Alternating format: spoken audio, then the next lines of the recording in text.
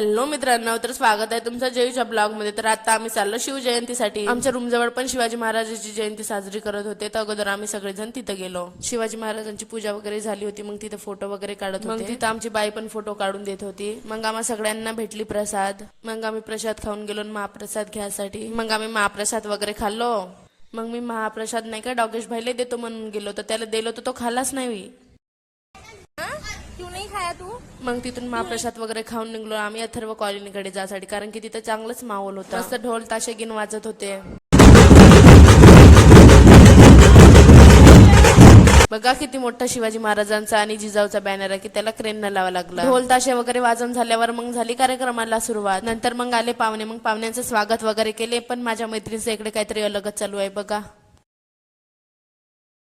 मग झाली आरतीला सुरुवात। नंतर मग आरती वगैरे झाली ना, मग झाली भाषणाला सुरुवात। नंतर मग भाषण वगैरे खतम झाल्यावर झाले डान्स चालू।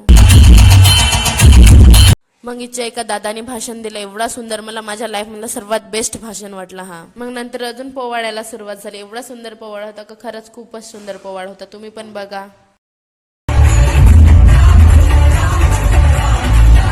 मग पोवाडा वगैरे खतम झाला, पण आम्हाला त्रास आला होता, अजून डान्स होते पण आम्ही नाही बघितलं आणि आम्ही मग गेलो खाना खासाठी। आम्ही अगोदर अलगच चालले गेलो, आम्हाला माहितच नव्हतं का कोणाकडे जेवण होता, मग दुसऱ्यांच्या मागे गेलो। बघा किती मोठी गर्दी, ह्या गर्दीतून कसे बसे तरी धरलो, मसाला भात आणि दह्याची कढी आणि मग साईडला जाऊन जेवण केलो। मग निघलो आम्ही सगळेजण रूम कडे जायसाठी। मग आम्ही पोहोचलो रूमवर। बघा आमच्या गेटचा न्यू स्टाईलचा आला। तर मग आजच्यासाठी एवढाच, आपण सगळे मिळूया नेक्स्ट ब्लॉग मध्ये। बाय।